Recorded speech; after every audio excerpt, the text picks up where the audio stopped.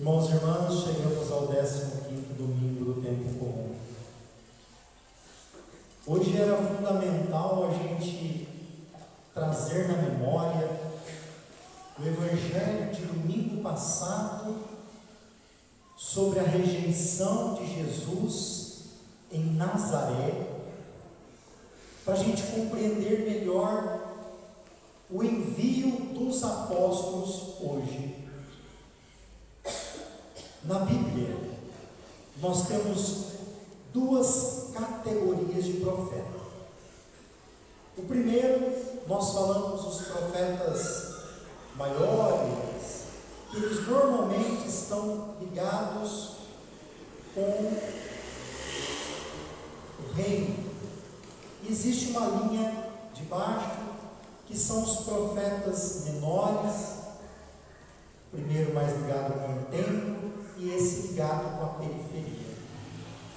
A primeira leitura é do profeta da periferia, chamado Amós. O Amós está indo num lugar pregar, eu acho que nem quer muito ir lá, ele é tipo Jonas, que não quer ir, mas, como foi Deus que mandou, ele pega e vai. Só que chegando lá, ele tem uma rejeição muito grande. Rejeição, Jesus rejeitado, domingo passado. E principalmente ali ele vai dar as caras com o sacerdote Amazias, né? Nós estamos aqui numa época que não existe um reino só. Eles se dividiram. Então tem o reino do norte e o reino do sul. No reino do norte está Israel, no reino do sul, que é onde está aqui o Amós, está Judá. E ele vai lá para o norte profetizar. Chegando lá, o sacerdote Amazias fala assim para ele: olha, Amós, vai embora, porque o Amazias é um profeta de quem? Ele é um profeta do rei. Amazias é um profeta do rei. Não sei se existe profeta assim. Se ele é profeta do rei, ele não pode falar mal do rei. Então, se o rei comete uma injustiça, um pecado, pisa na bola, maltrata o povo, o profeta tem que fazer que nem viu. Tem que puxar a sardinha no rei. Que tipo de profecia é essa? Desculpa a expressão, não é boa para a missa, né? Mas quem tem alguma coisa presa, né? Para não falar a palavra, né? Não consegue evangelizar. E aí, o Amazias fala assim para o Amós: Amós, vai embora. Você está pregando aqui, está atrapalhando o meu trabalho, está atrapalhando. Você até chegou a falar mal do rei. Pelo amor de Deus, vai embora. Vai pregar lá na tua terrinha, vai tentar as suas coisas lá. Aí o Amós fala para ele assim: olha, eu sou pastor, eu planto sicômoros, eu estava tangendo meu gado, e o Senhor me chamou quando eu estava fazendo isso, e falou assim: vai profetizar em Israel. Portanto, eu estou aqui em nome de Deus. Você vê que difícil que é? O Senhor o chamou. Essa é a palavra que liga para o Evangelho. O chamado dos 12 apóstolos. Você acha que o Amós, esse profeta aqui, ele está correndo risco de quê? Risco de vida. E você está a fim de ser profeta nos dias de hoje? As mulheres estão a fim de ser profetisas nos dias de hoje? Uma boa catequista, ela é profeta.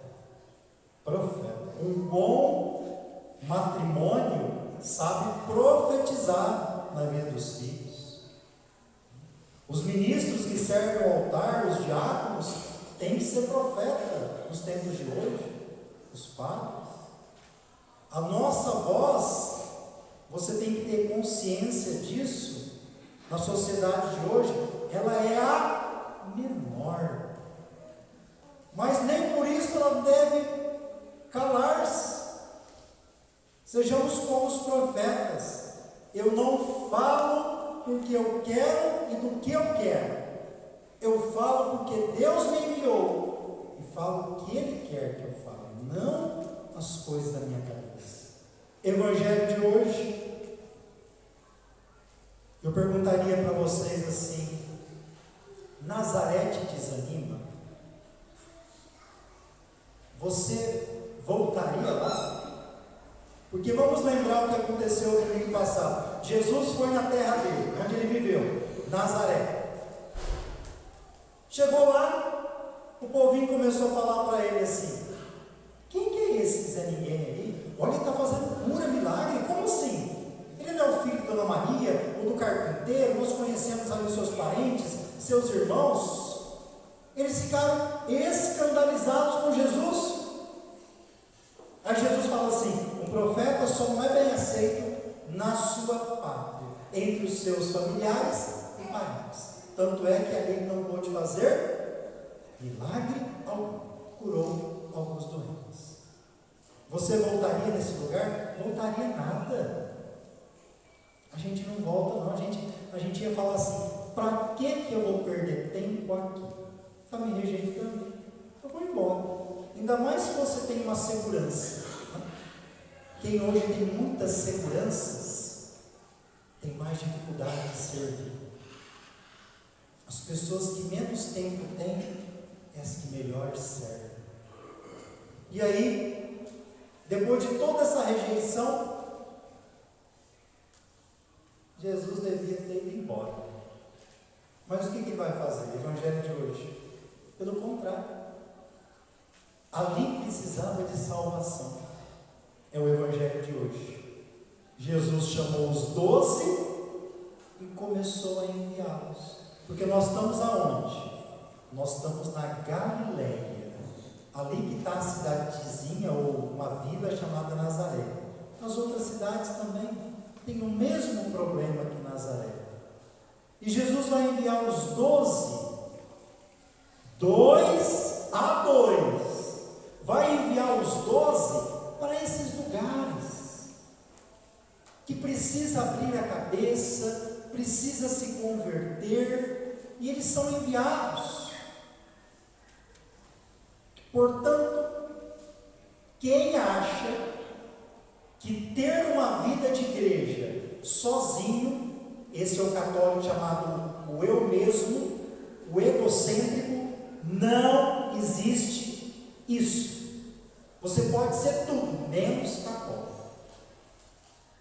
Católico é em comunidade, é 2 a 2, é os dons colocados a serviço. 2 a 2, um vai pregar. Eu não sou muito bom para pregar. E daí? Tem tanta coisa que você ajuda, o outro só prega melhor se você ajuda assim, igual o marido e a esposa, igual o esposo e o marido. Nem todo mundo precisa fazer a mesma coisa na missão. O dom de um soma com o outro. E viver em comunidade é desafiador. Você tem que ceder, você tem que ter paciência com o outro, né? Na comunidade você se acha mais convertido e fala para o outro assim que não é ainda. Aí você vai entendendo no processo que você também tem que se converter mais. Que não é o outro que não está tão convertido, ele está no processo dele. É você que tem que entrar no outro processo. É assim que envia 2 a 2. E aí, nós temos um grande erro, olhar para esse evangelho e achar assim: olha, eles foram de 2 a 2, Jesus enviou, deu poder para eles, para expulsar os espíritos impuros, e agora tem umas regrinhas: não leva nada para o caminho, somente um cajado. Você lembra como que é o cajado, né? Ele tem aqui uma curvatura. Nessa época, o cajado é para quê? São lugares hostis, né? É para você ir caminhando com ele, ter segurança no caminho. Vai subir no lugar, o cajado ajuda a subir. O cajado é o instrumento do pastor. Moisés carregava o cajado, né? Hoje, para nós, se o cajado tem esse poder de nos ajudar no caminho, o cajado de hoje é a cruz. A cruz é o nosso cajado. A cruz nos ajuda a entender que a pregação não é minha, é da cruz. Ela que expulsa o mal, ela que me lembra quem morreu por mim. Hoje o nosso cajado é a cruz. E aí então, não leva pão. Quem gosta muito de pão está perdido, né? Se fosse escrito aqui, eu poderia colocar assim: não leva pão de queijo. Aí menos gente ia na evangelização. Nem sacola, nem dinheiro na cintura, está perdido. Se acabar a gasolina, como faz? Não é para levar o dinheiro. Mandou que andasse de sandálias, pelo menos isso, né? E que não levasse costume. É para dizer que o missionário, ele tem que confiar que quando ele vai na missão, ele é enviado. Se ele é enviado, quem o enviou vai cuidar dele. E quem enviou o missionário é Deus. Então Deus tem que cuidar. E a comunidade, no sentido bíblico, religioso, doutrinal, é aquela que cuida do missionário. Ao cuidar, você está colaborando na missão. Por isso que o missionário não vai levar nada, a comunidade vai cuidar. Algumas sandálias daquela época, elas têm embaixo como se fosse um cravo, né? Para dar segurança ao pisar. A sandália aqui para nós é o quê? O Evangelho. A sandália mostra o missionário a caminho, né? O Evangelho está sempre a caminho. É a palavra de Deus que vai. Sandália. Levar duas túnicas aqui também não é tanto em relação ao acúmulo. Túnica significa o quê? O filho pródigo chegou lá como? Sem túnica, acabado. O que o pai falou? Deu uma túnica nova para ele, colocou nele anel, sandália. Ele estava de túnica, dignidade. O possesso de Gerasa, depois que saiu da possessão, estava revestido de uma túnica. Nós precisamos também nos revestir dessa túnica, que significa fazer a vontade de Deus. E aí então, quando entrares numa casa, você for acolhido, fica lá. De lá você sai para evangelizar. Mas se não te acolher, não quiserem te ouvir, sacode a poeira. Era o que eles faziam se entrasse em território pagão. Sacode a poeira dos pés como testemunho contra ele. Os 12 partiram, pregaram que todos se convertessem, expulsavam muitos demônios e curavam numerosos doentes. São Marcos é o único. Esse texto ele é sinótico, tem os 3 evangelhos, mas São Marcos é o único que fala. E ungiu-os com óleo. Óleo naquela época era medicinal, né? Como hoje nós temos o óleo da unção dos enfermos. Olha que maravilha! A missão foi frutuosa. Eles expulsaram doentes e diz aqui, curaram numerosos doentes. Olha que missão abençoada! Só que a gente tem que lembrar que o conteúdo da pregação é a conversão. Em grego essa palavra se chama metanoia. Tem gente que acha que conversão é mudar de igreja. Se você não mudar, metanoia significa mudança de mentalidade em grego. Se não mudar a tua mentalidade, a sua conversão vai demorar muito.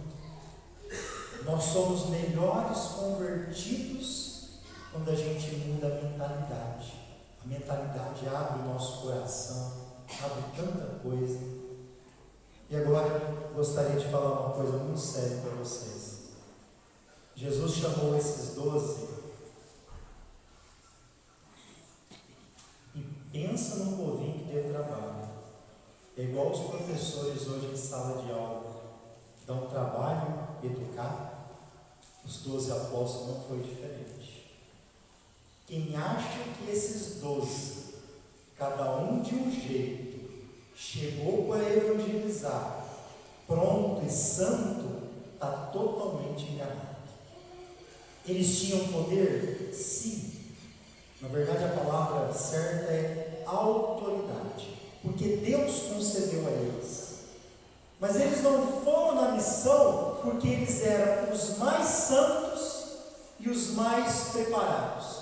A excelência você adquire no caminho. Portanto, quem está fora do caminho não se santifica. A gente se santifica na dureza de conviver com o irmão, de ir 2 a 2, de fazer a vontade de Deus, saber que Ele te enviou e que você não está totalmente pronto. Mesmo você não estando totalmente pronto, se você está no caminho, significa o quê? Que você está estudando a palavra, que você está comungando, que você está buscando os sacramentos, que você está se reconciliando, que você está tendo vida de comunidade, que você está rezando, caindo, levantando, rezando, crescendo, mas você está no caminho. Não existe fora do caminho a conversão. Os apóstolos foram lá, erraram também. Jesus não puxou a orelha deles várias vezes? Claro que puxou. Chegou a falar para Pedro: afasta de mim, Satanás. Você não está fazendo a vontade de Deus. Falou para os 2 irmãozinhos mimados, que queriam um lugar à direita e à esquerda, os filhos de Zebedeu. Chamou a atenção deles. Jesus chamou a atenção deles direto. Quem não quer ser chamado a atenção por Jesus, não pode estar na igreja. A igreja é para você crescer. Ele ensina, é você que aprende. E para aprender, é do mais novo ao mais velho. Dizem os psicólogos que os mais velhos têm mais dificuldade de aprender coisa nova. Cuidado, hein? É para você mais velho que acha que não tem nada para aprender, Jesus ainda tem muito para te ensinar. É conversão, é metanoia. Os apóstolos não foram prontos, mas eles foram. Então não tenha medo de ir. Você também não está pronto. Você também não é o melhor. Nem eu, nem ninguém do altar. Mas nós seremos com Jesus. Louvado seja nosso Senhor Jesus Cristo.